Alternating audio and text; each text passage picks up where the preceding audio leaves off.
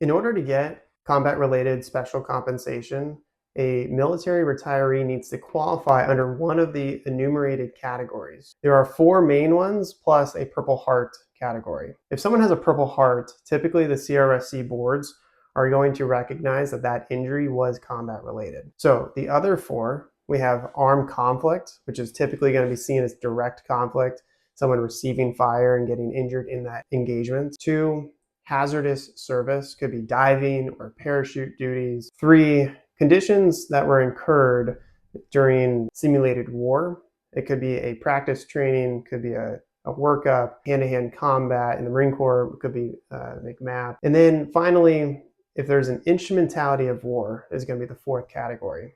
That instrumentality of war is an instrument that is specifically designed for war, such as an armored vehicle. If that armored vehicle is the instrument that caused the injury, that would be the 4th category in which CRSC can be awarded. One of the tough situations that we often find is that injuries like PTSD or something that has a latency period, something that's not immediately diagnosable, the CRSC boards are often denying those claims.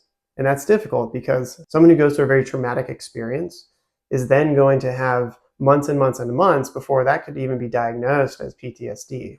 Yet the CRSC boards are often looking for evidence that occurred at the time of the injury. So meaning someone got injured, they immediately went to the hospital and they immediately got documentation that says this back injury was caused by this incident.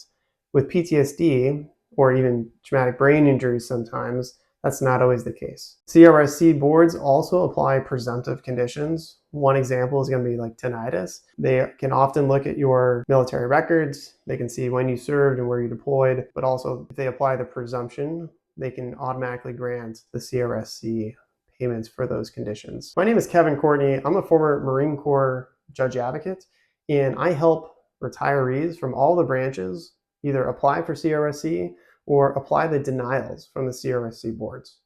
And if we really need to, we can take it all the way to federal court because we have an opportunity to allow that military retiree to get compensated for their injuries that are combat related.